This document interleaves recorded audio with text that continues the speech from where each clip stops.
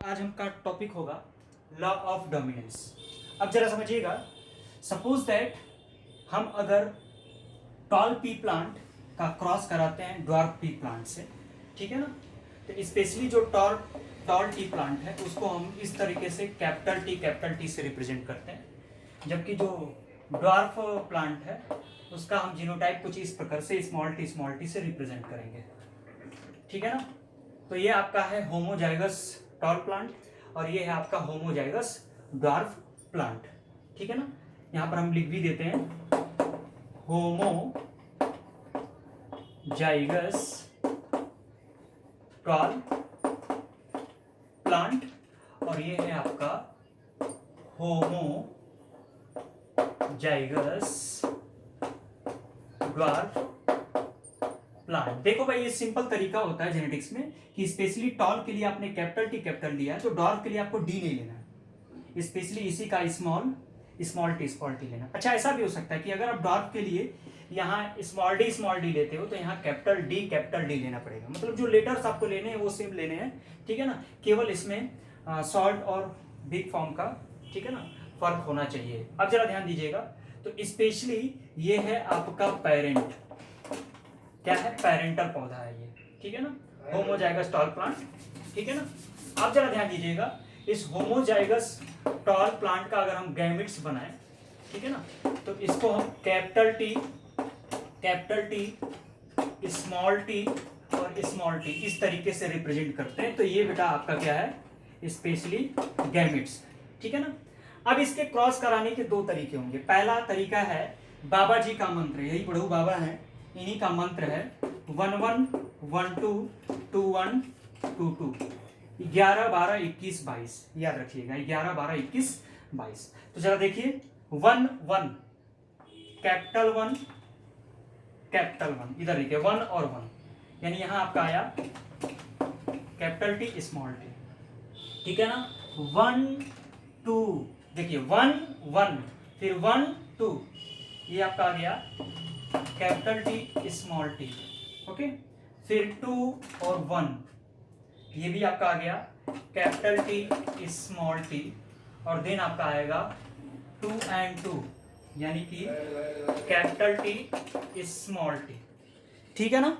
समझिएगा जरा, तो देखिएगा जरा स्पेशली, तो आपको F1 जेनरेशन इसका मतलब होता है पहली पीढ़ी, ठीक है ना। तो आपको F1 जनरेशन में सारे के सारे पौधे जो मिलेंगे वो टॉल मिलेंगे, ठीक है ना। टॉल, अच्छा टॉल है लेकिन ये हेटेरोजाइगस कंडीशन में है। जब दोनों एलील जो है सेम पोजीशन पे ना रहे, सेम कंडीशन में रहे, तो इसको हेटेरोजाइगस कंडीशन बोलते हैं। ये आपका होमोजाइगस है, कैपिटल टी होमोजाइगस डोमिनेंट, ये स्मॉल टी होमोजाइगस रिसेसिव। तो ये टॉल होगा, या आप कह सकते हो इसको हेटेरोजाइगस टॉल प्लांट। अब आपका सवाल ये उठा कि सारे पौधे यहाँ पर कैपिटल टी भी है स्मॉल टी भी है। अरे सिंपल सा फंडा है, आपने कैपिटल टी यानी एक टॉल पौधे का क्रॉस कराया था ड्वार्फ पौधे से। सिंपल सा एग्जांपल है, आप हमेशा एज्यूम करते हो जैसे विराट कोहली की शादी मान लो अनुष्का शर्मा से हुई, ठीक है, तो लोगों के मन में क्वेश्चन होगा कि जो उसका बच्चा होगा वो क्रिकेटर बनेगा या एक्टर बनेगा। सिंपल सा फंडा है। वैसे यहाँ पर टॉल और ड्वार्फ के बीच क्रॉस कराया भाई, ठीक है ना, तो हमको जो पौधे मिलेंगे वो कैसे मिलेंगे, तो एक्चुअल में लॉ ऑफ डोमिनेंस के अकॉर्डिंग यहाँ पर जो सारे पौधे मिले थे, ठीक है ना, वो सारे के सारे टॉल पौधे मिले थे, जिसका रेशियो था 1:1:1:1, फिनोटिपिक रेशियो भी 1:1:1:1, और इसका जीनोटिपिक रेशियो भी 1:1:1:1। ये क्या होता है हम लोग अगले क्लास में इसको समझेंगे, ठीक है ना। तो ये हमारा पहला तरीका है बनाने का, ठीक है बेटा। इसको बनाने का एक दूसरा भी तरीका हो सकता है। आप सबसे पहले एक, इसको पुनेट स्क्वायर चार्ट बोलते हैं, ऐसे बॉक्स बनाइए। मान लीजिए कैपिटल टी को आपने ऊपर दिखा दिया और स्मॉल टी को आपने नीचे दिखा दिया। इधर आपने मेल का साइन दिखा दिया, मेल प्लांट का है, दूसरा फीमेल का।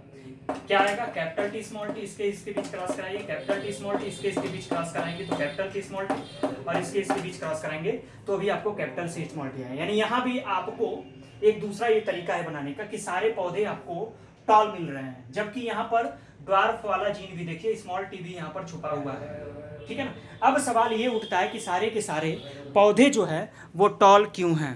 तो अब जरा देखिएगा, according to law of dominance के अकॉर्डिंग हम देखें तो हमारा डेफिनेशन बनेगा when we cross between homozygous tall plant with homozygous recessive dwarf plant, then in F1 generation, that is F1 generation, then in F1 generation we got all tall plant that is heterozygous in condition, means not pure, that is hybrid in condition, ठीक है ना। So according to law of dominance, here the dominant allele express itself and mask the expression of recessive allele, यानी यहाँ पर law of dominance एक तरह का seniority law है, ठीक है ना, जहां पर सीनियर को तो मौका मिलेगा लेकिन जूनियर को वहीं पर मास्क कर दिया जाएगा। यानी capital T small T tall को रिप्रेजेंट करता है, स्मॉल टी ड्वार्फ को रिप्रेजेंट करता है, लेकिन ये पौधा टॉल ही होगा क्योंकि इसके साथ कैपिटल टी प्रेजेंट है, ठीक है ना। जैसे एग्जाम्पल के फॉर्म में मान लो गोरखपुर महोत्सव चल रहा है, ठीक है ना, और उसी स्टेज पर एक तरफ आपके शाहरुख खान आए हो, दूसरे बगल में आपके मान लो एक लोक गायक निरहु लाल यादव आए हो, ठीक है ना।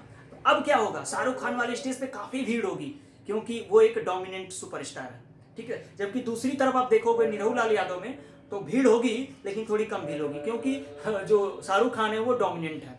एक दूसरा एग्जांपल मैं आपको बता सकता हूं, यहाँ है आपके दादाजी, ठीक है ना, और यहाँ है आपके पापा जी। मान लो संडे का दिन है, दादा ने कहा बेटा जरा जाना और एक कप मेरे लिए चाय बना के लाना। दादा ने कहा, आप किचन की तरफ बढ़ रहे थे, तब तक पापा ने कहा कि ये सुनो बेटा, आपसे कह रहे हैं पापा कि जरा एक कप कॉफी बना के लाना। अब आप किचन में जा रहे हैं और बड़े कंफ्यूज हो कि दादा ने चाय मांगा है और पापा ने कॉफी मांगा है। फिर आप दिमाग लगाते हो कि यार दादा तो पापा से भी बड़े हैं, ठीक है ना, इसलिए हम करते क्या है, दादा का चाय बना देते हैं, पापा की कॉफी कैंसिल कर देते हैं। पूछो क्यों? क्योंकि दादा घर में डोमिनेंट है। अच्छा, अब पापा पूछेंगे कि ये बेटा हमारा चावा क्या हुआ, तो आप कहोगे कि ऐसा है कि पिताजी, आपके पिताजी ने उसी समय चाय मांग दिया था, इसीलिए मैं आपकी कॉफी क्या कर रहा हूँ, कैंसल कर रहा हूँ। तो ये भी एक शानदार सा एग्जाम्पल आप समझ सकते हो। तो बेटा ये डेफिनेशन हो जाएगा कि when we cross between homozygous dominant plant with homozygous recessive dwarf plant, then in F1 generation we get all heterozygous tall plant, because यही है definition, according to law of dominance tall gene express itself and mask the expression of recessive allele।